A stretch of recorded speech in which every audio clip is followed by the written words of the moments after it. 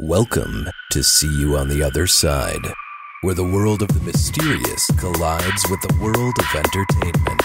A discussion of art, music, movies, spirituality, the weird, and self-discovery. And now, your hosts, musicians and entertainers who have their own weakness for the weird, Mike and Wendy from the band Sunspot. Merry Christmas, Wendy. Merry Christmas, Mike. All right. We're actually talking to you guys a couple of days before Christmas, but since this will be released on Christmas Day, hope all of you guys are having an awesome holiday as well. Yes. And you know what makes me think about Christmas? What? The cold. Yeah, it's that time of year. Yep. And today we're talking about a people that live in what we usually think of as, the edge of civilization, the edge of the world. Yeah, And- where it's very, very cold. Yes, and we're talking about Siberia, everyone. And, when I'm looking at a map and I'm thinking about Siberia and where it is and everything like that in the world, I think we forget that, number one, that Russia's so huge. It is huge. And number two, that so much of it's in Asia and so much of it's in the far north. Yeah. So the area we're talking about today is above Japan. It's above the Korean Peninsula. It's all the way up there. Santa actually lives in Siberia. All right. No, but the thing is, so we're talking about this particular people, the Ulchi people, and they almost all live in this small district of Siberia in Russia, Khabarovsk Krai.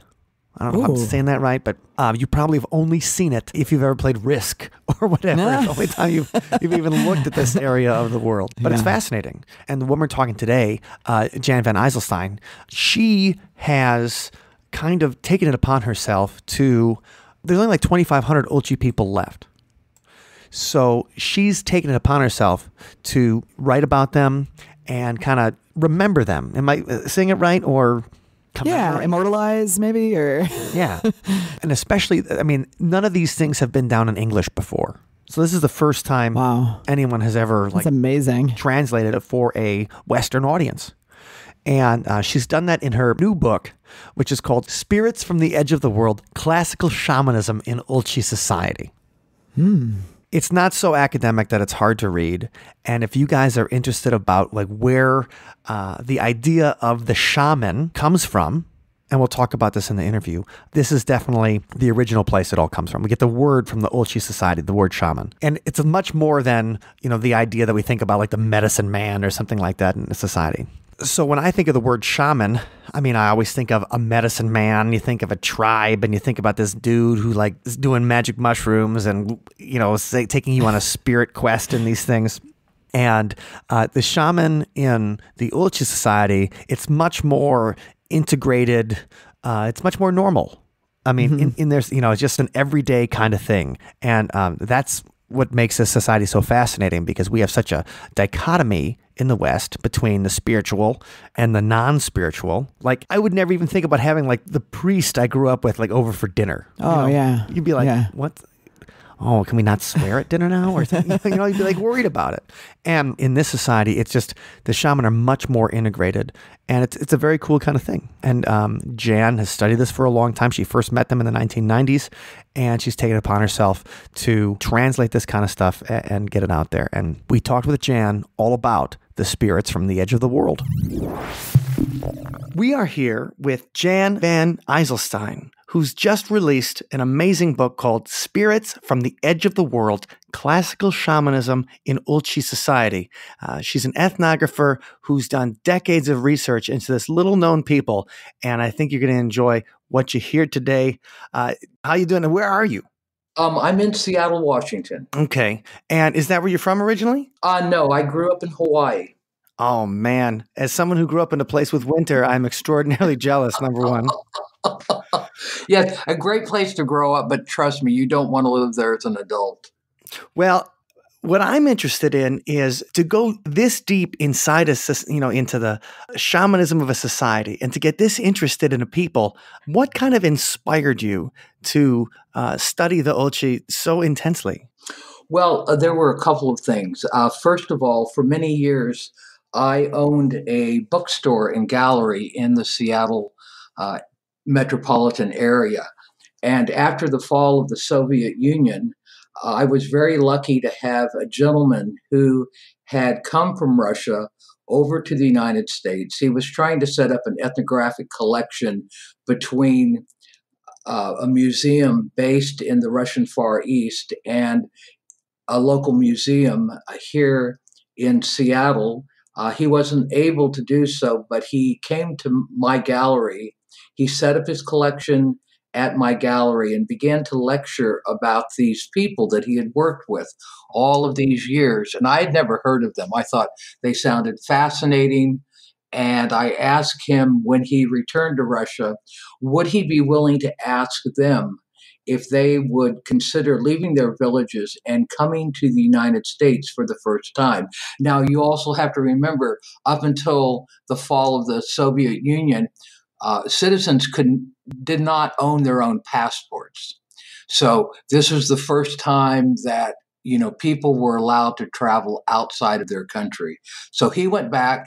He asked them if they would be willing to come to the United States and lecture on their culture.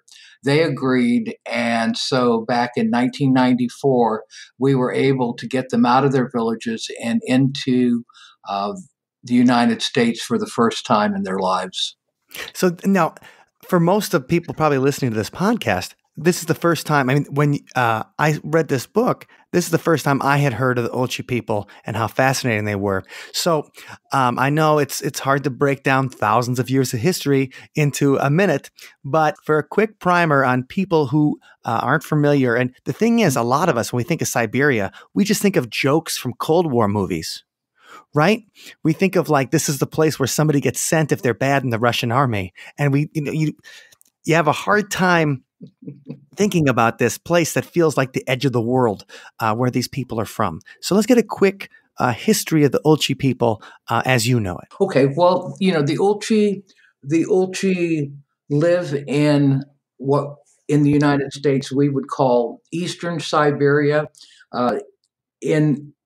And they have, they can trace their roots back to their Mesolithic, Neolithic ancestors. They come from a language group, the Manchu-Tungus speaking language group. And these are the people that actually gave the word shaman to the world. They're a very small group. They're probably going to disappear in this century just because of the numbers racket, so to speak. There's less than 2,500. They don't intermarry usually outside of their culture, not because they're xenophobic in any way, but they found that when they marry with other people, say Russians or people from Georgia or other areas, there's too many challenges, there's too many problems. So they'll marry within their own tribal group or with a local tribal group, say somebody that doesn't belong to their culture, but somebody that does belong to their language group. And so also real quick, like when I was doing research on this, number one, I mean, the Ulchi people, when a lot of us stereotypically think of Russians as just Eastern European looking, they're much more Asian. Yeah, yes, absolutely. Actually, everyone from pretty much Western Siberia all the way to the coast of the Pacific are Asian looking in their appearance. And also what I thought was interesting was the fact that it seems like they can trace their roots into this particular area for like 7,000 years. Actually, it's longer. There was a great new genetic study that just came out from the University of Cambridge, and it has to do with biological anthropology. But they say that the Ulchi people probably from their DNA haven't changed since their Mesolithic ancestors. And so that's like 10,000 years ago. Yes. Oh, man. And to me, that's, I mean, unbelievable. I think that my family came over here, 125 years ago or something like that, or less. And, so many of us Americans have that immigrant experience. And to think of a people so rooted in the land, they've been the same place for 10 millennia, just a little mind blowing. But that also means that they can have an incredibly rich culture to have developed over that course of time and that attached to the land. That's true. And you also have to remember the geographical location of where they live. They weren't invaded by anyone. It's a hard and harsh region to get to. The last person that came close to invading their area was Chinggis Khan, but since he was used to traveling on horseback through the steppes of Central Asia, he couldn't get his horses or his men up into this almost jungle-like area known as the taiga, dense forest. So he tried to conquer them, but he never did. So they were never conquered by any group due to their location, except when the Russians came over, and then that's a whole other story.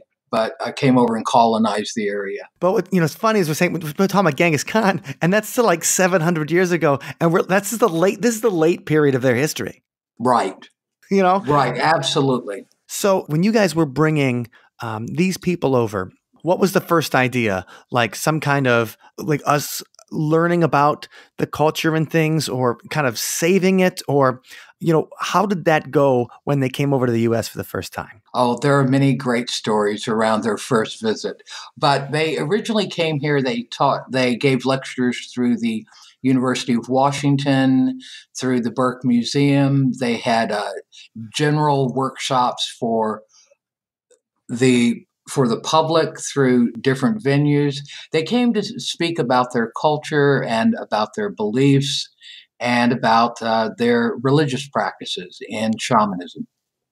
And so what kind of inspired you to be so interested in it that you're like, I'm going to write a book about this. I'm going to teach class about this. What was the impetus when you were like, you were so blown away by what you had seen and heard that you wanted to make it part of your life's work?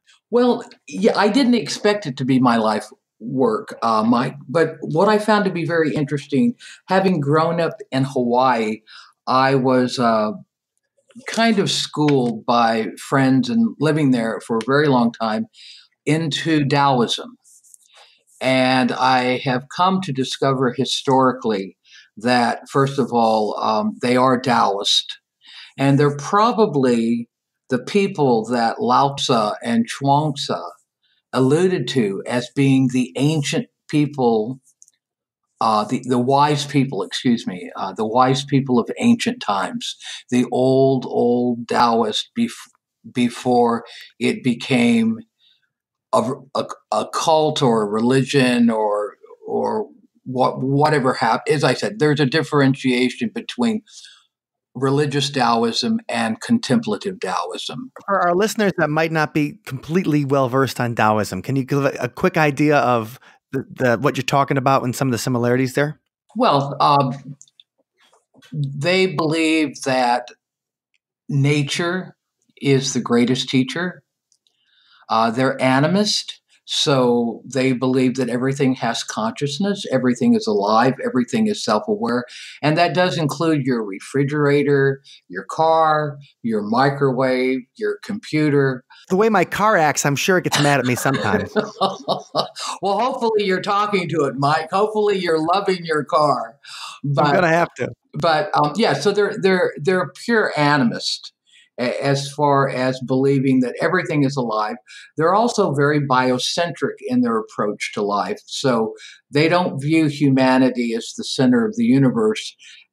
They believe that everything has the right to exist, and that, for example, the life of an animal is as valuable as the life of a human. But that doesn't necessarily mean they're like Jainists or anything, right? Well, That believe that if you hurt a fly.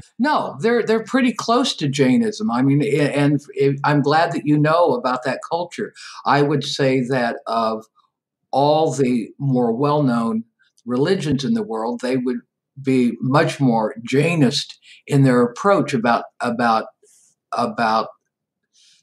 not purposely going out and trying to destroy anything. I mean, they do eat, right? I mean, we all eat, but they view, Sure. they view nature. They don't have this view of the world as good and evil. They view everything on this planet, everything in nature is either a predator or a prey. And we're all predators. And unfortunately, in the world, humans aren't quite the prey they used to be with the killing off of all the animals, like bears and tigers, and you know.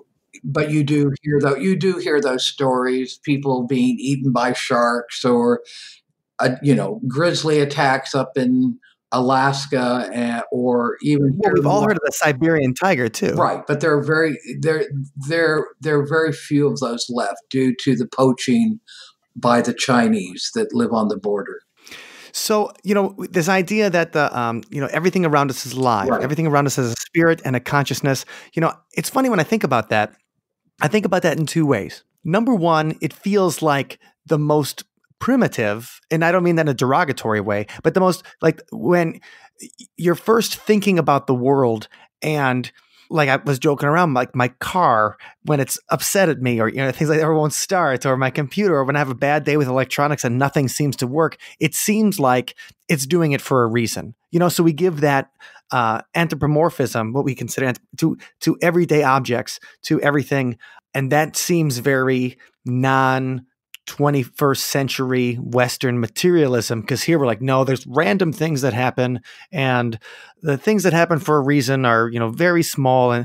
And then it also seems to be like the highest level of consciousness, because then you realize that everything's interconnected. So at one end, it seems like it's the first level when you look at the world and attribute reason to everything. And then you have this level that most of us in Western society are at, where we're very, there's this atheists and reality-based thinking and all that kind of thing, the way people talk. And then there's a level of saying that, well, there's something to the idea that we're all connected in the universe, and that's what we're trying to figure out. And my thoughts here seem to affect my car, and I don't know why, but there's some reason it's there. So I always think animism it's like anarchy. It's both ends of the spectrum. And so I'm really interested in the kind of cosmology that the Ulchi have developed over the millennia that they've been around. So can you kind of get into that a little bit? Okay, well, I'm going to, yes. And I know it's very difficult for Westerners to grasp in a way, just because we have a very different view of reality. But I'm going to say, okay, say you were born into an Ulchi society, Mike, as an Ulchi child, as a child growing up. You're going to come to understand your parents, your elders. The first thing they're going to say to you is your number one teacher is nature. Nature is number one. Then comes your parents and your elders and members of the village or the community. By the way, dear child, the world is imbued with spirits. There are spirits around you all the time, spirits in your home. There are spirits once you walk outside the front door of your home. There are spirits everywhere, and they're watching you. And they're observing your actions, and they're very aware of you in the environment. So that's something. When I talked to you earlier, I didn't talk to you, but we were emailing, and I was thinking about ghost hunting, right? And the ghost hunting that goes on in our Western world.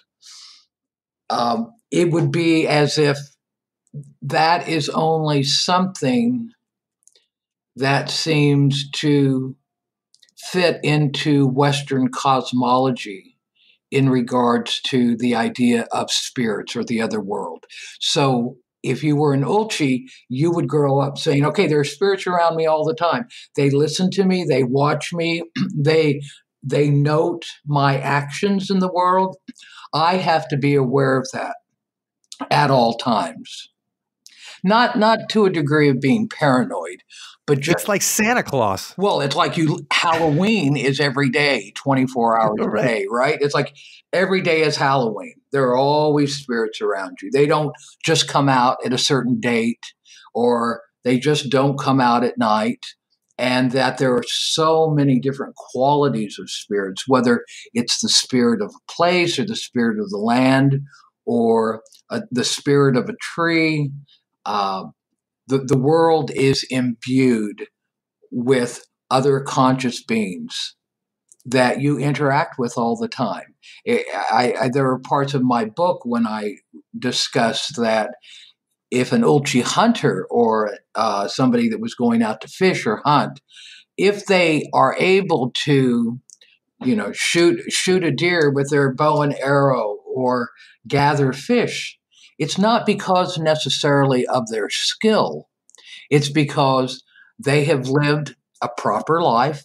They have lived in accordance with the Tao, and the spirits are sending to them the food and the meat that they may need so that their family can survive.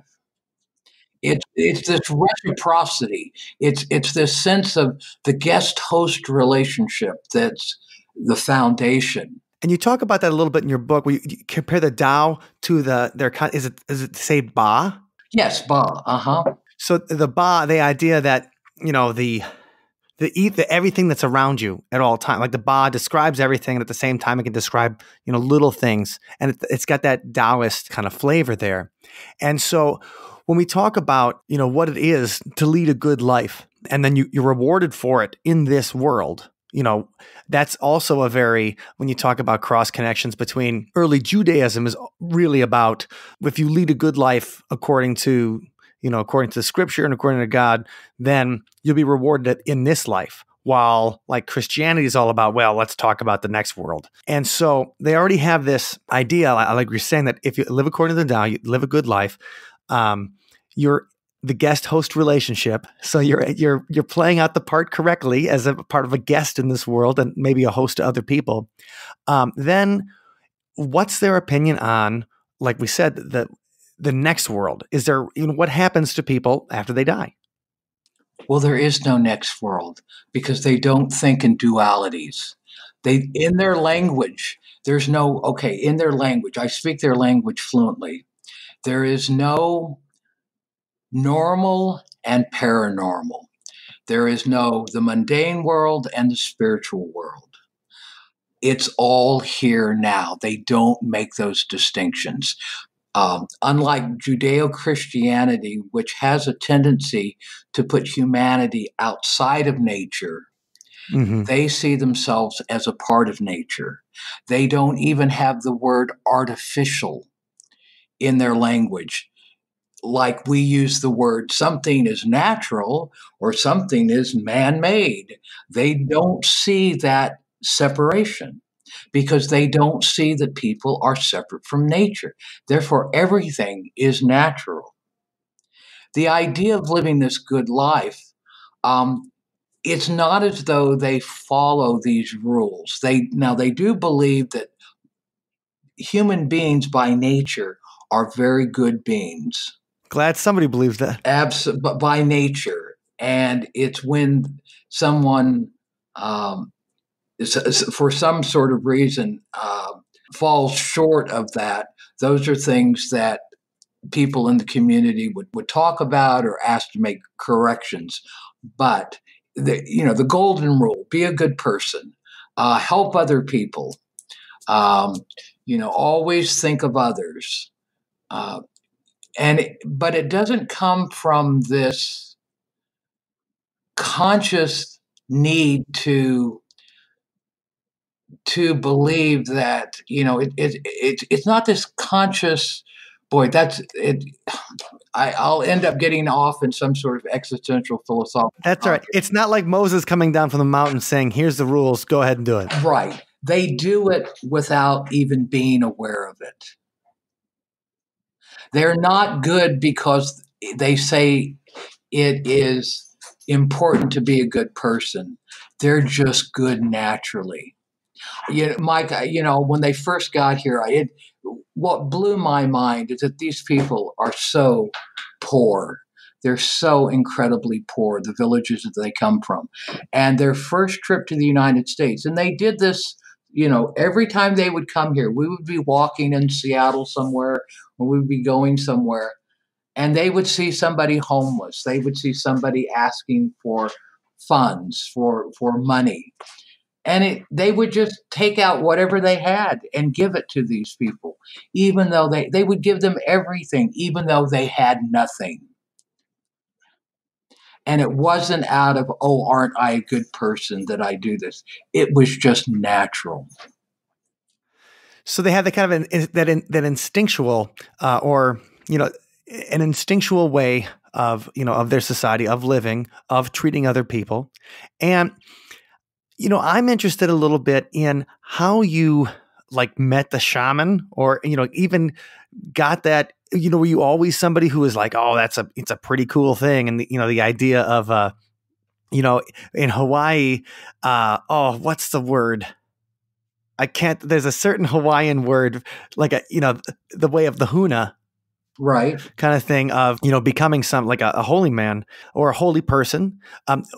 Was that something you were always interested in, or was that something by meeting them and talking to them, you're like, I got to know more about this? No, I was always interested in that because, as I said, Mike, for many years, or for most of my life, Taoism has been a focus. For many years beside that, I was in a Tibetan monastery, in a Nyingma sect. So I had studied Tibetan Buddhism for a very long time. But it's always been something I was drawn to intellectually and philosophically. And so, okay, we all have this idea of what a shaman is in our head. I think everybody first thinks about it as Hollywoodized as possible. That's the first idea you think of a headdress or a guy, there's that scene in Serpent and the Rainbow where he does the stuff in South America and he goes crazy. And so you get this idea of meeting with somebody like that and talking to the medicine man, that kind of cliche. So, how would you define a shaman, and and also as the Ulchi would define a shaman? Well, they would say it's a natural phenomenon.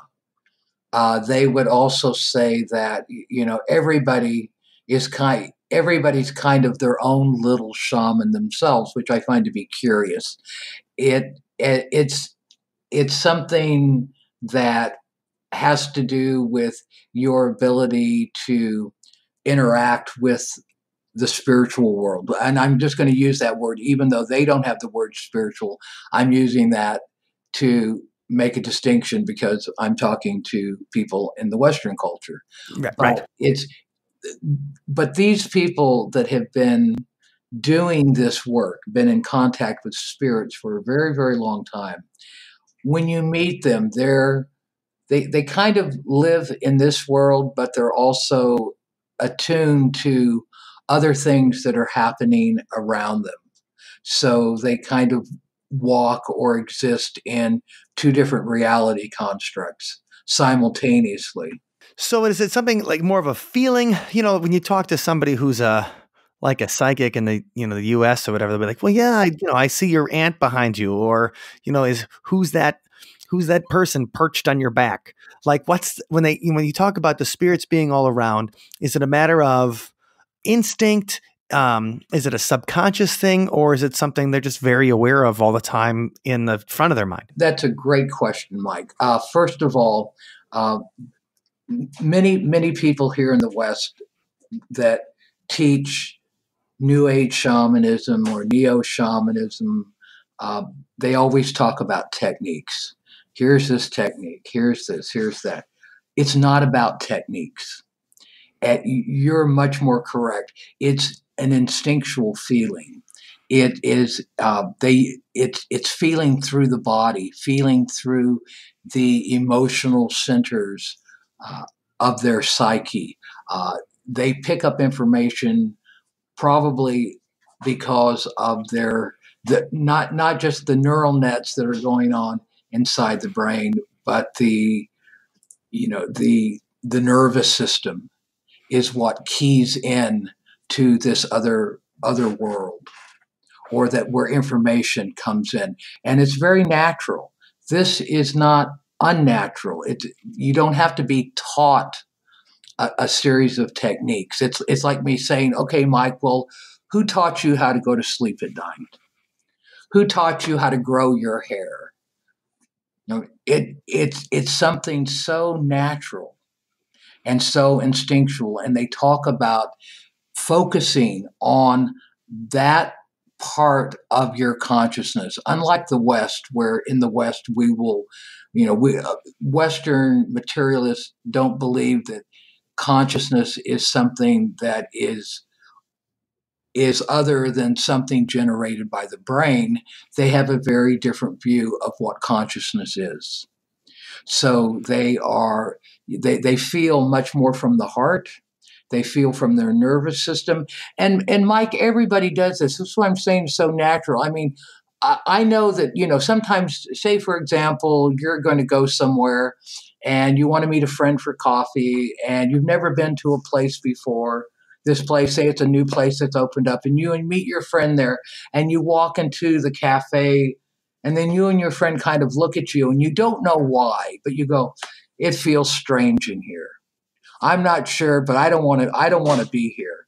And your friend goes, yeah, let's go somewhere else. Let's go down to the bar, or let's go somewhere else that we know. That feeling that you get naturally, Mike, that's the kind of feeling that I'm talking about when it comes to being in touch with this other world that the Ulchi say is always around us.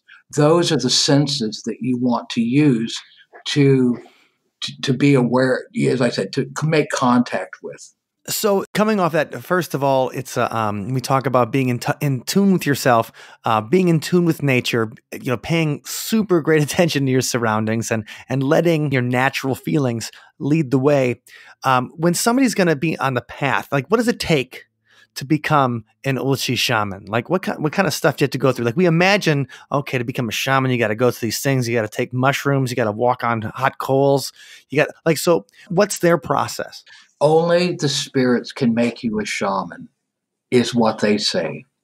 So it has nothing to do with having colleagues or going to a school or getting training or learning spooky, magical, secret techniques. Only the spirits choose who will become shamans. So the university that you go to is found in the spiritual world. And the spiritual world to the Ulchi is where we go every night when we dream. That's the other world. It's the dream world. Do they have a culture of lucid dreaming? They do, but they don't necessarily teach the techniques like all the great lucid dreaming authors out there that I highly respect. I think it's great. They see that as being something natural. And even Mike, and I don't know about you, but I know a lot of people that have never read anything about lucid dreaming, and yet from time to time in their dreams, they know that they're in a dream. Right? They'll be in a dream and they'll go, this is a dream. Now, they don't know what to do with that awareness that they're in a dream. Of course, lucid dreaming techniques teach people what to do once you realize you're in a dream, how you can stay there longer or go and explore other places. But even with the lucid dreaming community, especially in the West, not all of the authors, but a majority of the authors still view that as something that's going on in the unconscious. Right.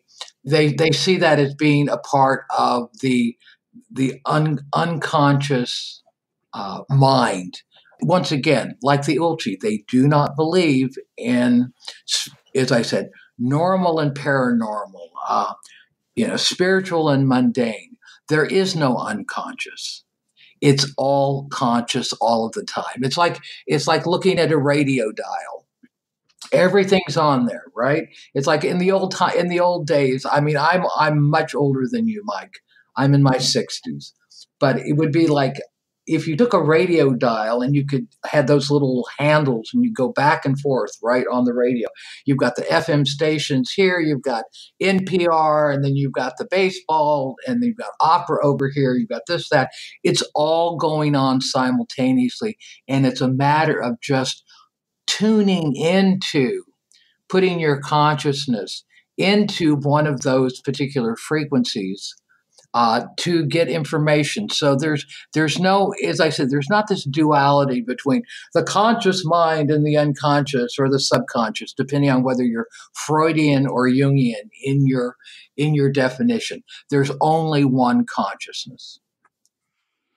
Okay, and so when they get into that, and so when we talk about the shaman in a Ulchi tribe, Right. how many tribes do they have? Well, there are a lot of different. Or clans? I mean, or family groups. Oh, the family groups. I think as far as the surnames are concerned, there's probably about 14 or 15 surnames. But the Ulchis never lived in villages.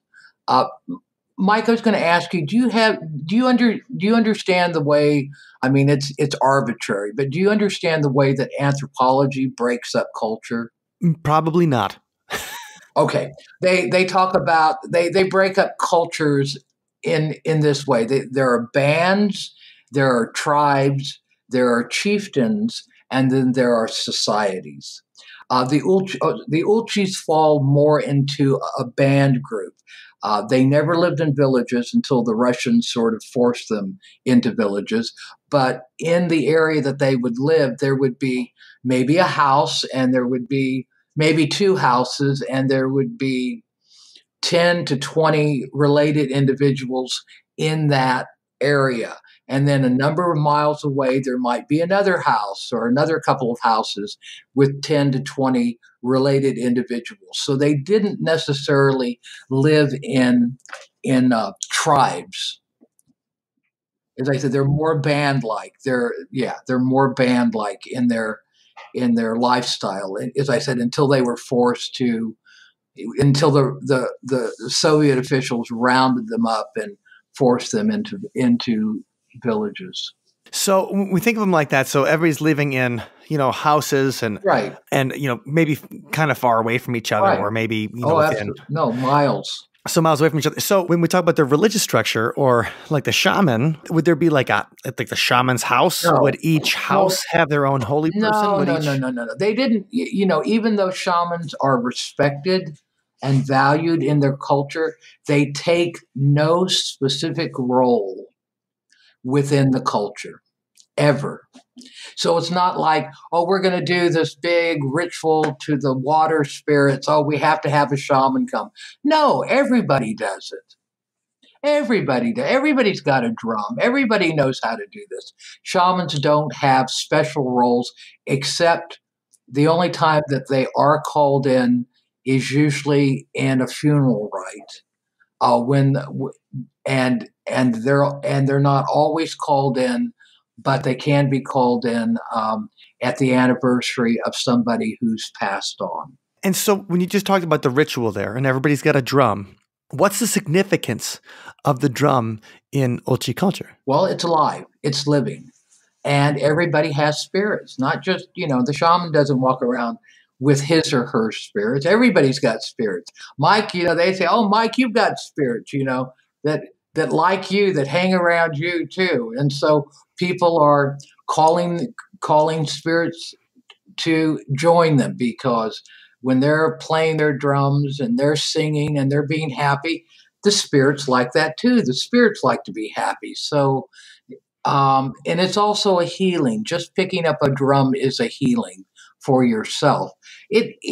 People are their own doctors, Mike. It's as if when any of us get sick, right? When you get sick or I get sick or we're coming down with a cold or something, we know how to take care of it, right? We go, okay, well, everybody's got their own way of taking care of their cold. You either do it herbally or you run off to the allopathic doctor. You want your magic bullet antibiotics, or you do this or you do that. Right. Okay, everybody does that. Everybody takes care of their own, quote, spiritual, end quote, health.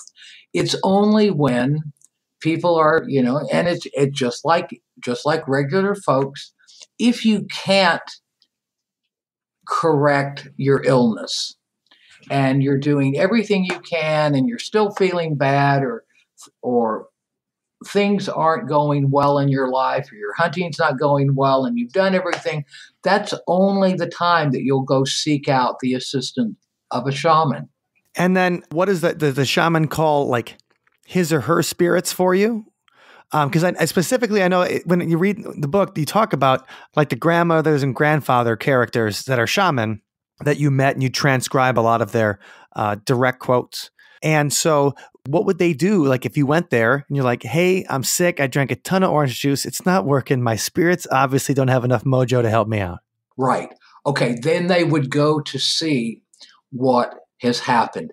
Now, Mike, they believe, like many indigenous people, in multiple souls. So it's not a singular soul ideology that you find in Judeo-Christian beliefs. They believe that there's the soul that lives in your heart, which is probably more the idea that you find in the West, right? You have a singular soul. They believe that your shadow that is cast by your physical body, that's a soul as well.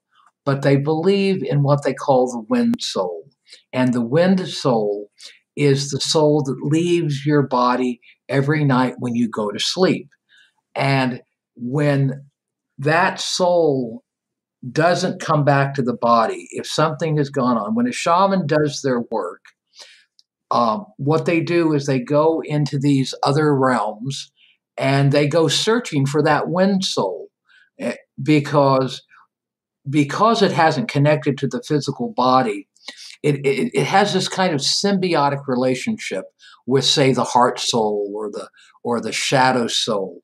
And if it strays for too long away from the body, that's when the body weakens. Now, there could be many reasons why it doesn't want to return, but the shaman's going to go out there and see if it can find this soul and try to get it to come back so that it can, once again, revitalize the physical body and help to heal the body. I mean, they don't view the fact that they heal. They don't believe that they heal because there's nothing greater than the body. The body is an amazing, I mean, we walk around in these bodies and they're the most amazing organisms we have.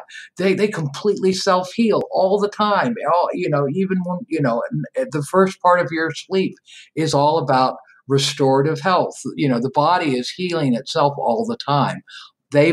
So they don't do the healing. They go and find this errant soul that has decided not to want to come back to the physical body, and they bring it back out of those other realms. And once they can sort of join these two aspects of the person together, then naturally homeostasis occurs. Then the body begins to be able to, once again, repair itself, take care of itself, heal itself.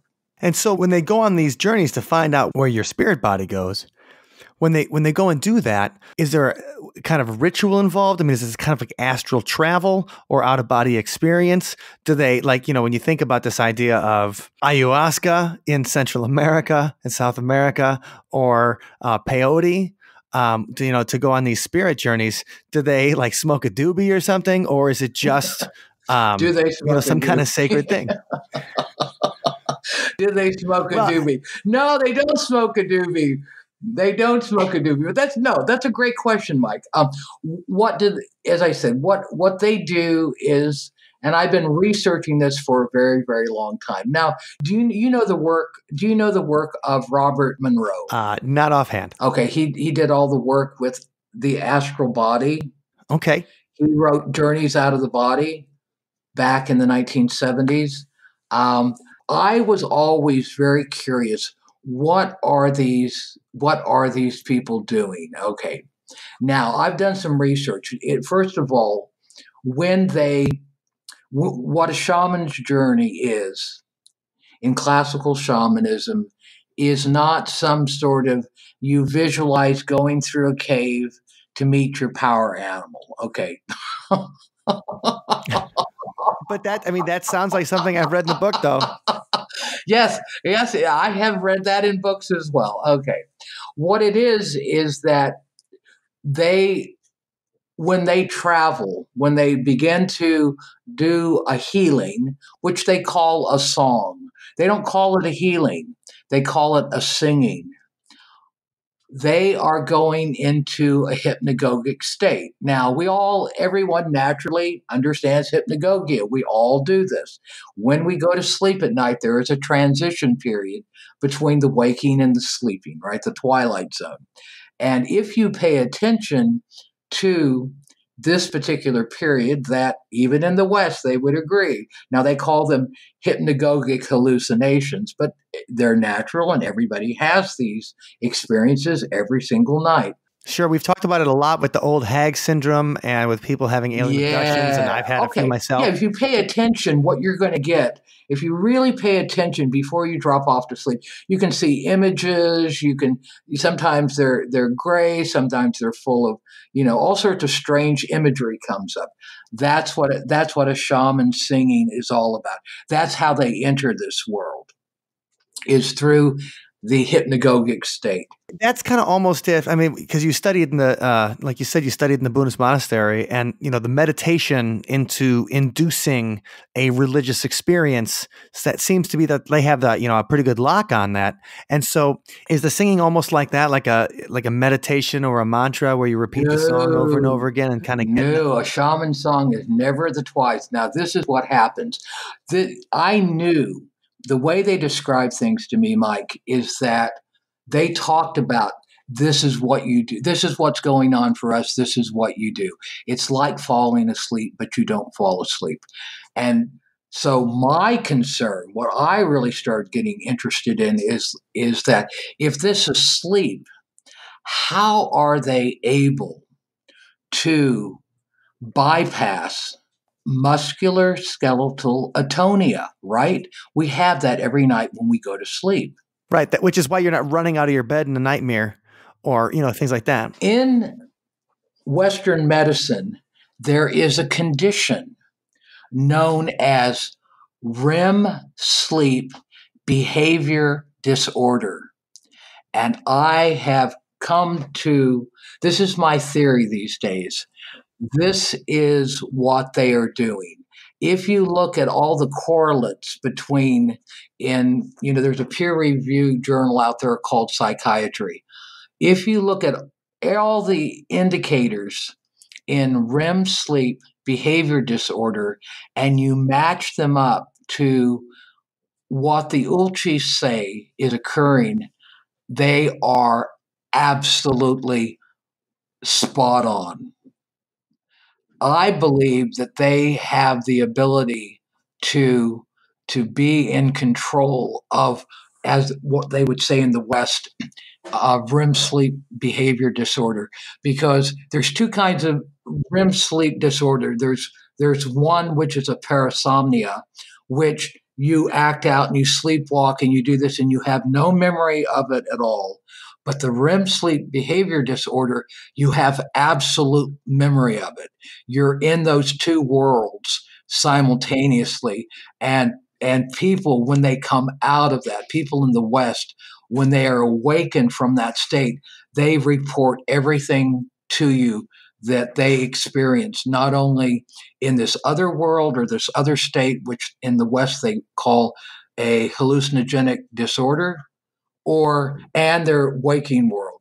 When the Ulchi shamans travel and they sing, what's going on is they're singing out loud what they're experiencing in the moment. There are never two shaman songs that are ever the same, because the singing and the journeying are always very different. So they're in that other world describing everything. I'm here, I'm there, I'm meeting this person, I'm meeting these spirits. I'm looking for this person's errant soul, that wind soul. Where are you? They're asking questions in this particular state of consciousness, not unlike what people that teach lucid dreaming teach people to do when they are aware that they're in a dream. So I'm really beginning to think that it's more a state of controlled REM state behavior disorder than anything else that people have talked about. So when they're walking in the other world, looking for the other souls, looking for the lost souls in a healing or in a singing. Right. Is that where they could find the spirits of their departed ones? Or is that a different like layer on top of it? Well, they had, now this is great, Mike. This is a really curious thing. Ancestors, they believe that when you pass on, they believe that here we are and we're very lucky and we're here on the earth and lucky us and we get to experience the world for 70, 80, 90 years if we're lucky. And this isn't existent. They believe that nature is eternal, but we're here merely as guests. They also believe that when you pass on and you go to this next place, that your life over there is going to be there for thousands of years. You're a guest on this planet. You grow out of this planet, but you're a guest here. You're a temporary guest. So this other world, you live there for thousands and thousands of years. When the shamans do their singing, they're not asking their ancestors to show up because they believe that only really special people in their culture historically become what I would consider like Taoist immortals, people that don't go on and continue to reincarnate from time to time. Okay. So, but they would never, ever call on a deceased person to come and aid them because they would find that very rude and very disruptive. They believe that once you pass over, and they believe that it takes about a year to make that transition into this new life. If you were to call on, say, your old sister that had passed on, or a family member, that what you're disturbing them, you're really disturbing these people because they've moved on to another life. You would be asking them to to come back to a past life that is not a part of where they are anymore. That would be very rude to ask them to start living in a place they don't exist. And what's very interesting, Mike, is that if you look at, and I think the University of Virginia did a lot of research on children that were having these past life experiences, and they were, they'd wake up screaming out of their bed, and they had these memories and things like that, and and they had to, and as I said, there's a lot of really hard documentation through the University of Virginia on this particular condition. That that's a pretty disturbing thing. So people that have moved on, it's like you don't call on them. It's like, why would you do that? How rude to want to call somebody back to a former life that, they have nothing to do with anymore. I never thought about it like that. Because when kids remember, I remember, first watching evidence of reincarnation. It'll be like a child remembering a language that she had no business remembering, or remembering like being shot down in World War II or something. And that, when I think about my 3-year-old, being scared of a plane flying in a room in the night, kind of thing. Of course, it's going to be traumatic to a child to have those memories. And if you're doing that to somebody on the, making them recall something painful in their new life. Right. I love that idea that it's rude to call, like if you go to the medium and say, I want to talk to my grandfather, I miss him so much. It's like, what do you want? Well, Mike, have you read Raymond Moody's Life After Life, which is, okay. Raymond Moody even talks about it in his book, where he talks about somebody that was in a coma and very gravely ill, and had this whole prayer circle of people praying for their recovery. And this person started coming into the prayer circle people's dreams and saying, would you stop this? I want to go. I want to move on. Why do you keep praying for me? You keep pulling me back here. Stop it. If we think about the Ulchi and we think about our society so disconnected from nature in a lot of ways. I admit I'm the most technological guy in the world, so I'm always on devices and things, and I love it. That's great. But as the idea, like sometimes when I go outside, I'm not paying attention to the wind and the birds and everything that goes along with it. But for this society that's so connected to the place they've been, and in one of the few places in the world where you have a group of people who've been on the same land right for so long, when they think about the circle of, like, do they fear death like we do? No. No, they don't talk about it because they believe if you talk about things a lot, you may call that to you. But no, they don't. They see it as you're just getting up and changing residence. And one thing I was going to say to you, Mike, it's okay to be into technology. Technology is something that comes from us. As I said, it's not artificial since we are a part of nature, right? Technology is a part of nature as well. It's something that is, you know, that comes from us.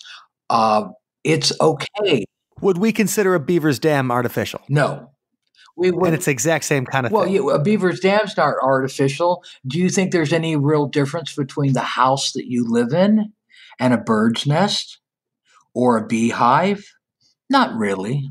Well, the house I live in is a lot more expensive than a bird's nest. If I could just put together a bunch of twigs, you wouldn't have to pay it off every month. That's true. That's true. But it's not artificial. As I said, it's not something that's outside of nature. Nothing is outside of nature. Even our wonderful, amazing, miraculous technical creations. The only thing that, I mean, if you were to ask the Ulchi, hey, they all have iPhones, they all have computers, they would just say, just don't be on them 24/7, right? Your life has to have balance, be on the computer, then go take a walk, or be on the computer and go out and garden for a certain amount of time, or go down to the elderly home for the aged and help out and volunteer. I mean, that's what they would say is natural. Now, when you were studying the Ulchi and just getting into it, what was the kind of moment you realized you're like, I'd like to write about this. I'd like to talk about shamanism. I'd like to make this part of my counseling and my healing and all these things. What was the like the aha or the Eureka moment for you when you saw something or heard something that really changed the way you thought about things, where you wanted to integrate this into your own life? Well, I saw them and I got to be with them with other people. I just got to observe for a long time, especially when they were in nature. They were, they were a cross between Dr. Doolittle and Yoda. Every time you would be with these people, amazing, miraculous things would happen. And they weren't showing off or making a big deal of it. They were just who they were. And I think there are a few times in the book where I point out these incredible stories of being with them and wild animals coming out of the forest and coming up to us. And as I said, there are quite a few stories of because they were so in tune. As I said, it was seeing them so absolutely in tune with everything going around them that when a Taoist talks about miracles, this is the kind of miracle they talk about. And I know, Mike, that you probably have had these kinds of experiences from time to time.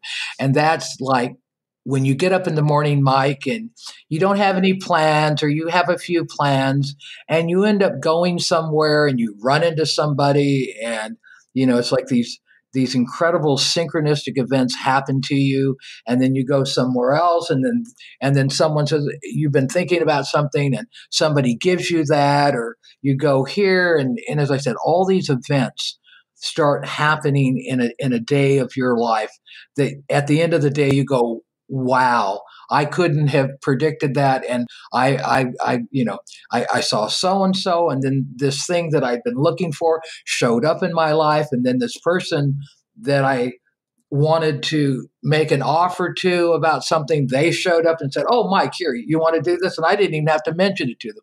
When all those kinds of synchronistic events happen, they said we don't get them all the time. It's like being in tune with the flow, so to speak. These people are there most of the time. And that's what I wanted to learn. I wanted to learn how could what is it to go out into nature and have wild deer just naturally just show up and get interested in me and or birds to come down and start talking to me. What is it about these people that causes nature to respond to them in the way that it does? And so in the past 24 years that you've been involved with this group and studying, like you said, ethnographizing, I don't know if that's a word, but being an ethnographer and trying to capture this as much as you can before, like you say, the people disappear. In those 24 years, what do you think has changed in your own life as far as, when you started to where you are today? Well, I'm a horrible skeptic, Mike. Good. I'm a horrible skeptic. I'm a skeptic with everything. I thought, okay, this is what they're telling me. This is how they're laying out reality and how to be in tune with that reality, which is actually quite easy. I mean, yes, there can be hard things that happen. There can be pain in human life, but there's natural pain and human-made suffering, right? There's a big difference there. But I was like, okay, prove it to me. Prove it to me. I'm going to just take everything that they've told me, and I'm going to start living that way. But I'm still very skeptical. It's like, okay, prove it to me. I'll just suspend disbelief for a moment, for a number of years, and see if what they say is true to my experience. And so I did, and it's pretty amazing. I mean, there's one thing to read the ancient text of Taoism and the great stories of Lao Tzu and Chuang-Tzu and Li-Tzu and other great, other great contemplative Taoists. But there's a difference in having books versus living teachers. And they are my living teachers. One last question for you. If someone is interested in integrating some more of this teaching into their life, obviously buy a copy of Spirits from the Edge of the World, and the link is going to be on the show notes, othersidepodcast.com, where you can find this. If you're listening to it on your phone or whatever, and you just go to the site and you'll see a link to Spirits from the Edge of the World on it. But beyond buying the book, what were like 3 things that people could do today that might get them a little bit of this teaching or ways to integrate some of this culture into their own life? First of all, trust nature. Secondly, trust other people. Then trust yourself. But if you can't trust nature and if you can't put trust in other people, then you can never trust yourself. And I think that that's a challenge that most Westerners have. They have all sorts of experiences, yet they don't trust themselves. They don't trust their own intuitive, instinctual feelings about things. Trust what you feel. Act on what you feel. All right. I think that's a great message. And to everybody listening, make sure you check out Jan van Ijselstein's great book, Spirits from the Edge of the World, Classical Shamanism in Ulchi Society. And Jan, I want to thank you for spending your afternoon with me. It really was a delight talking to you. And I think we're going to have to come back to you later on and do a little more in-depth stuff where we can get into some, now that we understand a little bit about the people and the philosophy, we can get a little more in-depth on different aspects of it. So I just wanted to thank you for joining me today. Well, it's been my pleasure, Mike, and thank you. You are an amazing, intelligent, well-read interviewer. Thank you. Did you hear that out there, guys? You heard it for the first time. No. Oh, well, if people are hearing that for the first time, they're not listening to your shows. And you can find Jan's website at 2 pathfindercounseling.com, or you'll be able to find that in the show notes at othersidepodcast.com/228. All right. So when I think of Siberia, I think of cold. When I think of cold, I think of metal. Okay. Like it just seems like the colder climates are like the perfect place for some heavy metal. So your metal is already forged, is what you're saying. That is correct. So for the song this week, we decided to go for something a little bit heavier, up-tempo, that kind of feeling of the chill in the heaviness. And so here's a heavy Sunspot track named after the book, The Spirits from the Edge of the World.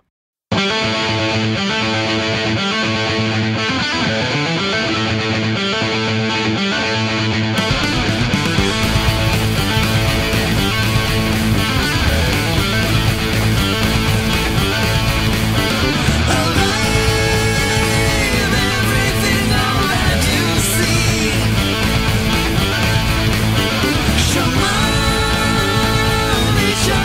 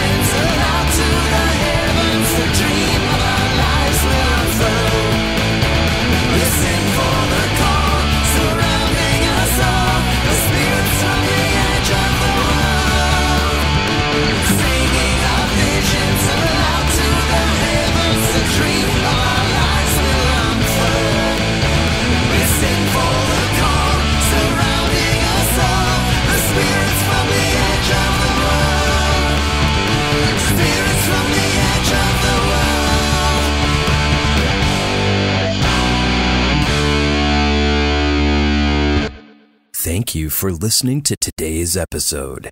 You can find us online at othersidepodcast.com. Until next time, see you on the other side.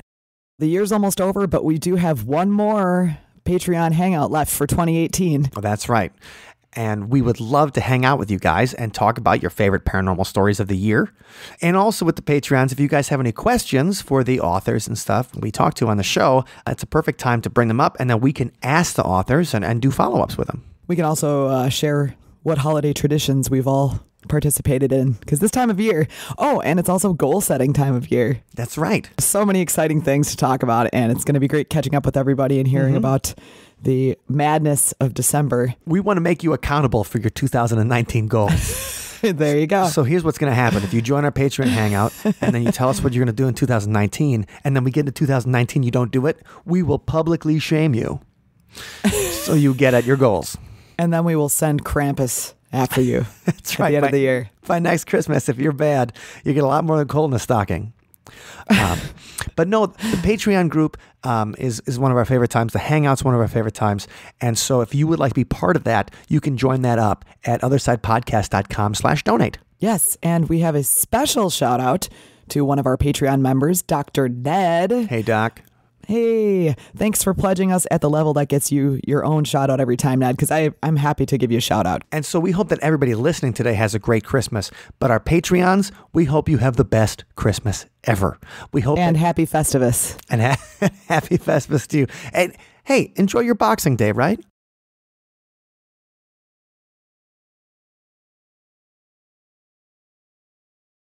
And also, if you have any particular questions about this particular interview, particular.